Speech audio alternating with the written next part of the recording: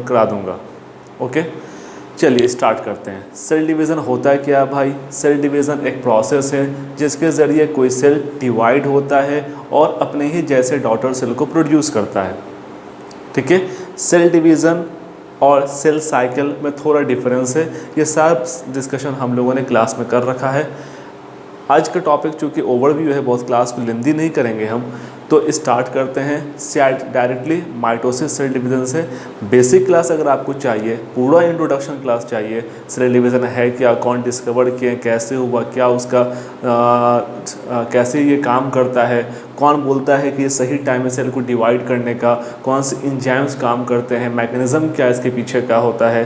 ठीक है, तो सारे टॉपिक को हम लोग कवर करेंगे अपने नेक्स्ट वीडियो में। अगर आपको लगता है कि इस टॉपिक को आपको पढ़ना ज़रूरी है तो आप मुझे कमेंट बॉक्स में बता सकते हैं, मैं आपके लिए ये वीडियो इस पर बनाऊँगा।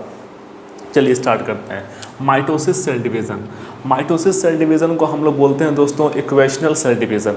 ठीक है, क्यों? क्योंकि इसमें नंबर ऑफ क्रोमोसोम्स जो हैं वो नहीं बदलते हैं।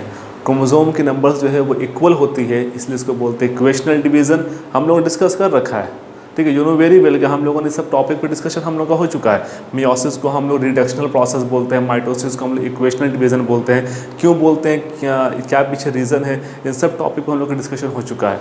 तो माइटोसिस में बेसिकली आपके दो फेजेस थे। नंबर फर्स्ट था आपका कैरियोकाइनेसिस, नंबर सेकंड था आपका साइटोकाइनेसिस। कैरियोकाइनेसिस में जो है उससे पहले भी एक स्टेज होता है जिसका नाम होता है आपके इंटरफेज जिसको हम लोग एक्टिव फेज बोलते हैं, इसको रेस्टिंग फेज ही बोला जाता है।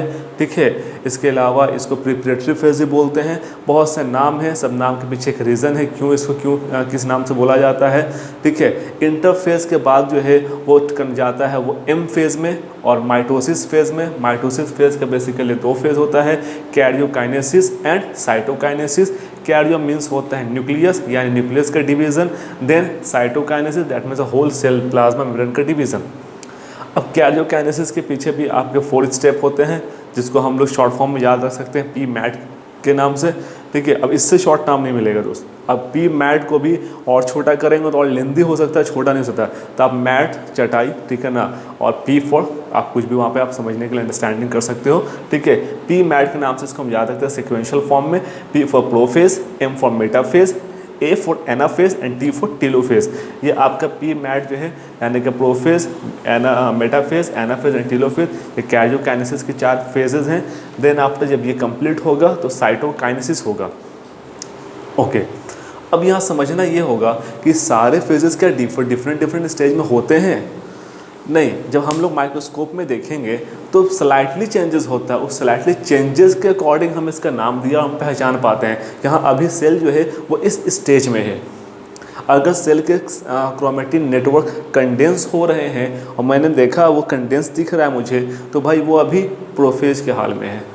क्रोमोसोम बनना स्टार्ट हो रहा है, हल्का हल्का कुछ पता चल रहा है, प्रोफेज के हाल में है, इस स्टेज में है।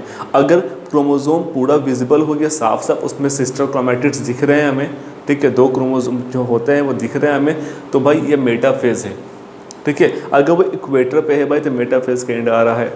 ठीक है, अगर वो उसमें कुछ और चेंजेस हो रही हैं, क्रोमेटिड्स जो है वो टूट चुकी हैं, तो भाई वो एनाफेज था। तो वो जो भी फेजेस आप देख रहे हो कोई अलग से स्टेप नहीं है।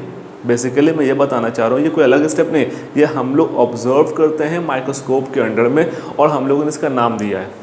Okay, number 1 prophase. इंटरफेस को हम लोग डिस्कस कर रखा है, इसको हम लोग जाएंगे नहीं क्योंकि बहुत लंबा क्लास हो जाएगा। एक टॉपिक है माइटोसिस को क्लियर करने का मतलब कम से कम 1 घंटे से ऊपर क्लास होना। ठीक है, तो चूंकि सारा चीज़ का डिस्कशन क्लास में हो चुका हम लोगों के, ठीक है, आप लोग जानते हैं, आज यू नो वेरी वेल, तो आज हम लोग बस एक ओवरव्यू क्लास दें ताकि बहुत ही शॉर्ट वीडियो में आपका मोस्टली कंसेप्ट क्लियर हो जाए और एक छोटा मोटा डायग्राम से समझ में आ जाए। और मेन कौन कौन सी बातें होती हैं जो हमको याद रखना ज़रूरी है, इसको मैं कोशिश करूँगा आपको बता देने की कि आप कैसे डिफ्रेंशिएट करोगे। ये प्रोफेज है भाई, ये मेटाफेज है, यहाँ पे एनाफेज आ गया, यहाँ पे टेलोफेज आ गया। तो कौन कौन से बेसिक पॉइंट्स है जो आपको कंपटीशन के एग्जाम में पूछ सकता है, ठीक है, या पूछता है बार बार, तो उसको आप याद रखने की कोशिश करिएगा। देखिए प्रोफेज में क्या होता है भाई? प्रोफेज में बेसिकली क्या होता है कि न्यूक्लियर मेम्ब्रेन जो होते हैं वो हटना स्टार्ट हो जाते हैं, ठीक है ना, ख़त्म होना स्टार्ट होते हैं, डिसअपेयर होने स्टार्ट हो जाते हैं। प्रोफेज के भी 2-3 स्टेप आता है, early prophase, middle prophase and let prophase. तो प्रोफेज में बेसिकली याद रखना है कि जो न्यूक्लियर एनवेलप है या न्यूक्लियर मेम्ब्रेन है ये ख़त्म होना स्टार्ट हो जाता है, छुपना स्टार्ट हो जाता है, ठीक है। उसके बाद इसमें जो सेंट्रियोल्स होते हैं ये डबल हो जाते हैं, क्योंकि वो इंटरफेस में हमने देखा था कि इंटरफेस में वो डबल हो रहे होते हैं, ठीक है। अब यहाँ क्या होगा, डबल होने के बाद ये पोल्स की तरह मूवमेंट इसका स्टार्ट हो जाएगा, ठीक है। सेंट्रियोल का चूँकि डबल हो चुके थे इंटरफेज में, डीएनए का रेप्लिकेशन हो चुका था इंटरफेज में, प्रोटीन का सिंथेसिस हो चुका था इंटरफेज में, तो यहाँ पर क्या हो रहा है भाई, यहाँ पर क्रोमोसोम का फॉर्मेशन यानी वो क्रोमैटिन नेटवर्क जो है वो कंडेंस होने स्टार्ट हो रहे हैं, और जो सेंट्रियोल्स हैं वो अब पोल की तरफ मूवमेंट इनकी बढ़ रही है, ठीक है। ये याद रखें, मेन बात इसका ये है। और न्यूक्लियर एनवेलप आपका डिसअपियर हो रहा है, और साथ ही साथ और भी ऑर्गेनेली जितने हैं वो भी डिसअपियर हो रहे हैं, ठीक है, छुप रहे हैं। इसके बाद जो है आपका मेटाफेज होता है। मेटाफेज में बेसिकली क्या होता है, क्रोमोसोम मुझे साफ साफ दिखना स्टार्ट हो जाएगा। मेटाफेज में क्रोमोसोम जो है वो बदाबता साफ साफ दिखेगा, क्रोमैटिन नेटवर्क कंडेंस हो चुका है, कंडेंस होने की वजह से मेटाफेज में साफ साफ क्रोमोसोम दिखेगा, ठीक है। उसमें सिस्टर क्रोमैटिड्स जो होते हैं वो दिखना स्टार्ट हो जाएंगे, ओके। और नंबर सेकंड पॉइंट जो याद रखने की बात है कि सिस्टर क्रोमैटिड्स जो हैं वो बन जाएंगे बदाबता, ठीक है। ये जो सिस्टर क्रोमैटिड्स हैं, ठीक है, ये जो है इनका फॉर्मेशन स्टार्ट हो जाएगा, ये बन जाएंगे, याद रखिएगा इस पॉइंट को, ठीक है। और इसके बीच में जो सेंट्रोमियर्स होते हैं ये भी मुझे दिखेगा, और सेंट्रोमियर के आसपास एक डिस्क शेप लाइक स्ट्रक्चर जो प्रोटीन से बना होता है जिसका नाम होता है काइनेटोकोर्स, ठीक है, काइनेटोकोर का फॉर्मेशन होगा ताकि स्पाइंडल फाइबर उससे आकर अटैच हो सके। तो ये सारा चेंजेस जो है वो मेटाफेज में देखने को मिलेगा। क्या क्या होगा भाई, क्रोमोसोम साफ विजिबल होगा यानी कंडेंस हो चुका है, ठीक है। मेटाफेज में आकर कोई पूछता है, इससे क्वेश्चंस आते हैं एग्जाम में, बहुत बार पूछा गया है कि हम लोग सेल डिवीज़न के किस स्टेज में क्रोमोसोम को देख सकते हैं, on which stage in cell division we can easily visible the chromosome. तो सिंपल आंसर है मेटाफेज। मेटाफेज में क्रोमोसोम को हम इजीली देख सकते हैं, विजिबल होता है, ठीक है, नोटिस कर सकते हैं, क्योंकि यहाँ पर क्रोमोसोम जो है वो कंडेंस होकर आ जाता है। नंबर सेकंड पॉइंट, क्रोमोसोम के अंदर सेंट्रोमियर के पास काइनेटोकोर का फॉर्मेशन हो जाता है ताकि वो स्पाइंडल फाइबर्स जो है सेंट्रियोल से जो निकलेगा वो इससे अटैच हो सके ताकि क्रोमोसोम डिवाइड हो इजली, ओके। नाउ मेटा ही फेज में एक चेंजेस और देखने को मिलता है कि क्रोमोसोम इक्वेटर पे आ जाते हैं, ठीक है। इक्वेटर मतलब कि बिल्कुल बीचों बीच, ताकि यहाँ पर इनके जो सिस्टर क्रोमैटिड्स हैं वो ईजिली डिवाइड हो जाए, ओके। मैंने डायग्राम बहुत ही अच्छा नहीं बनाया, रफली बनाया, मेरे पास टाइम से आपको पता है कि कमी रहती है, ठीक है। तो मैंने कोशिश किया समझा देने का आपको, ठीक है। वैसे मैं अगर मुझे अवेलेबल होगी तो मैं आपको एक स्क्रीनशॉट लगा दूंगा आपके लिए ताकि आपको हेल्प करें। तो सिस्टर क्रोमैटिड होती है, ये इक्वेटर पे आ जाता है, और इक्वेटर पे आना ये बहुत बड़ा पहचान है। एग्ज़ाम में क्वेश्चन आएगा कि कौन से फेज़ में क्रोमोसोम जो है वो इक्वेटर पे आते हैं, तो इसका आंसर होगा भाई मेटा फेज़। और किसी फेज़ में क्रोमोसोम जो है वो इक्वेटर पे नहीं होता है, ओके। सेंट्रियोल जो है ये सेंट्रियोल से स्पाइरल फाइबर्स जो है स्पाइंडल फाइबर्स ये निकलने लगते हैं ताकि ये काइनेटोकोर से अटैच हो सके और इसको डिवीज़न में हेल्प करे, ओके। नाउ एनाफेज, एनाफेज में क्या होगा भाई, एनाफेज में बेसिकली होता है, बहुत छोटा फेज़ होता है ये, ठीक है, सबसे छोटा फेज़ होता है। इसमें क्या होता है कि ये स्पाइंडल फाइबर्स जो काइनेटोकोर से अटैच हुए थे ये काइनेटोकोर्स को खींचते हैं, स्ट्रेच करते हैं, जिसकी वजह से वो क्रोमोसोम में दो प्रोसेस होता है, पुलिंग एंड पुशिंग, ठीक है। क्योंकि काम कैसे करता है समझना, ये जो काइनेटोकोर्स है यानी सेंट्रोमियर जिसको बोलते हैं हम सॉरी, ठीक है ना, काइनेटोकोर्स जिसके पास का डिस्क होता है सेंट्रोमियर, ये एज ए ड्राइवर होता है जो क्रोमोसोम के लेकर के जाता है। तो ड्राइवर हमेशा आगे होगा या पीछे बैठेगा, हाँ, ड्राइवर हमेशा आगे होता है। तो यहाँ पर जो आपका सेंट्रोमियर है ये आगे होगा भाई, और इसके साथ जो है वो अटैच होते हैं आपके क्रोमोसोम, ठीक है। यहाँ पर अगर भाई इस सेंस में बात करें तो यहाँ पर है आगे, तो इसके साथ जो है वो अटैच होता है आपका सेंट्रोमियर। तो दोनों केस में क्या होगा, दोनों केस में आप देखिएगा कि दोनों केस में क्या करेगा भाई, ड्राइवर आगे है, ठीक है ना, ऊपर की तरफ, ठीक है। यहाँ पे एक तरफ पुल ऑप्शन हो रहा है, प्रोसेस हो रहा है, एक तरफ पुशिंग प्रोसेस हो रहा है, जिसके वजह से ये क्रोमेटिन जो है वो अलग हो रहा है, क्रोमोसोम जो है वो अलग हो रहा है।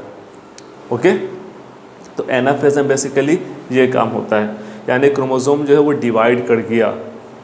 नाउ थर्ड पॉइंट जो होगा, नेक्स्ट स्टेप जो होगा वहाँ यहाँ पर, वो है आपका टीलोफेज। टीलोफेज प्रोफेज का जस्ट उल्टा फेज। इसमें न्यूक्लियस डिसअपियर हो गया था भाई, जितने ऑर्गेनेली थे वो डिसअपियर हो गए थे, कंडेंस होना स्टार्ट हो चुका था। इसका ठीक उल्टा अब क्रोमोसोम फिर से जो है वो क्रोमैटिन बनना स्टार्ट होगा, न्यूक्लियर मेम्ब्रेन आ जाएंगे, सारे ऑर्गेनेली वापस आना स्टार्ट होंगे। ओके, और टीलोही फेज में जो है वो हल्का ऐसा क्या होगा भाई, अगर एनिमल सेल की बात करेंगे तो वहाँ पे ग्रूव्स यानी फोड़ो बनना का प्रोसेस स्टार्ट होगा। देखो अलग कर्व यहाँ बनना ना, ये स्टार्ट होता है टीलो फेज में ही। ओके, बात समझ में आई? तो ये बेसिकली प्रोसेस था कैरियोकाइनेसिस का। इसको और डिटेल में जाएंगे, बहुत पॉइंट्स में है, ठीक है। तो ये वीडियो बहुत लंबी होगी क्योंकि अलग अलग टॉपिक प्रोफेज को डिफाइन करेंगे तो अलग वीडियो बनेगा, मेटाफेज को अलग। तो वो अगर आपको चाहिए होगा तो मैं आपके लिए पूरा वीडियो एक बना दूंगा, अच्छे से एक प्लेलिस्ट तैयार कर दूंगा सेल डिवीज़न से रिलेटेड। अभी मैं एक ओवरव्यू दे रहा हूँ आपको। ओके, तो यहाँ पर टेलोफेज के बाद अगर एनिमल सेल है तो एनिमल सेल में प्रोसेस होता है भाई फर्रो कंस्ट्रक्शन का, ठीक है। यानी कि यहाँ पर ऐसे ग्रूव्स बनने स्टार्ट होते हैं और ये ग्रूव्स बनते हैं और ये सेल को धीरे धीरे ठीक है ना, दो पार्ट में डिवाइड कर देते हैं। ओके, कुछ ऐसा, और एक पेरेंट सेल से दो पेरेंट सेल बन जाते हैं, सॉरी एक डॉटर पेरेंट सेल से दो डॉटर सेल बन जाते हैं। किसके हेल्प से भाई? फर्रो कंस्ट्रक्शन प्रोसेस के हेल्प से। इसमें एंजाइम्स काम करते हैं। प्लांट सेल में ऐसा नहीं होता है। प्लांट सेल में चूँकि वहाँ पर सेंट्रियोल नहीं था, वहाँ पर आपके पोलर कैप होते हैं, ठीक है, सेल डिवीज़न में हेल्प करता है। वहाँ पर आपका फर्रो फॉर्मेशन नहीं होता है क्योंकि उनका अपर जो लेयर्स होते हैं वो सेल वॉल होते हैं, और वो सेल वॉल कैसा होता है भाई हमें पता है, वो नॉन लिविंग नेचर का होता है, रिजिडिटी होता है, हार्डनेस प्रोवाइड करता है, ठीक है। तो वहाँ पर इतना आसान नहीं कि वो फर्रो अंदर की तरफ वो ग्रूव्स बना ले और टूट जाए, ठीक है। तो वहाँ पर क्या होता है, सेल प्लेट का फॉर्मेशन होता है। याद रखिएगा, प्लांट सेल में सेल प्लेट का फॉर्मेशन होता है, एनिमल सेल में फर्रो कंस्ट्रक्शन का प्रोसेस होता है। फर्रो जो है वो अंदर की तरफ आएगा, तो यहाँ पर सेल प्लेट का फॉर्मेशन होगा, और ये सेल प्लेट क्या करेगा, इस डॉटर सेल को दो इक्वल पार्ट में धीरे धीरे क्या करेगा, डिवाइड कर देगा, ठीक है। ये अपने न्यूक्लियस को लेकर अलग, ये अपने न्यूक्लियस को लेकर अलग। इसके बाद के स्टेप में चले जाए हम लोग, तो ठीक है। तो याद रहेगा आप लोगों को अच्छे से कैसे काम कर रहा है ये। ओके, याद रहेगा। अभी कोई डाउट होगा तो फिर आप हमसे पूछ सकते हैं। अब बात होती है भाई माइटोसिस सेल डिवीज़न होता कहाँ कहाँ हमारे बॉडी में है। तो जाइगोटिक स्टेज से स्टार्ट करिए अपने बॉडी को हम लोग समझने के लिए।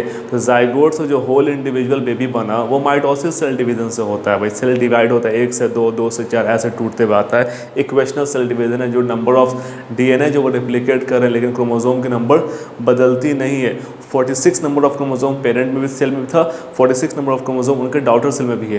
क्रोमोसोम का नंबर बदल जाएगा तो मान ही बदल जाएगा, ठीक है।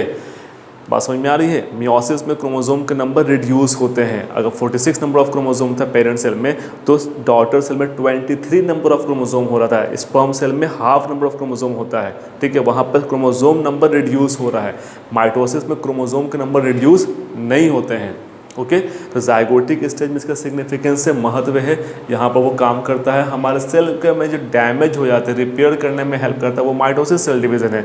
अगर हम कहीं जा रहे हैं, गिर गया, हाथ छिल गया, ठीक है, स्किन यहाँ पर रिपेयरिंग का काम हो रहा है, मसल्स की रिपेयरिंग काम हो रहा है, तो वो कौन सा सेल डिवीज़न हो रहा है वहाँ पर भी माइटोसिस सेल डिवीज़न हो रहा है। हमारे बॉडी का जो ग्रोथ होता है ये भी माइटोसिस सेल डिवीज़न होता है। तो माइटोसिस सेल डिवीज़न का बहुत ज़्यादा यूज़ है हमारे बॉडी में, ठीक है। पूरी बॉडी में माइटोसिस सेल डिवीज़न नहीं होता है, एक्सेप्ट हमारे जर्म सेल को, जो हमारे स्पर्म सेल मेल में होते हैं, फीमेल में ओवम सेल होते हैं। जो जर्म सेल हैं इनका जो फॉर्मेशन है ये मियोसिस सेल डिवीज़न से होता है, ओके। मियोसिस को इसलिए रिडक्शनल प्रोसेस बोलते हैं क्योंकि वहाँ पर क्रोमोसोम के नंबर रिड्यूस होती है। इसको इक्वेशनल डिवीज़न बोलते हैं क्योंकि इसमें क्रोमोसोम के नंबर इक्वल रहती है। कोई क्रोमोसोम के नंबर्स में चेंजेस नहीं होता है, सिर्फ डीएनए रेप्लिकेट करता है, ठीक है।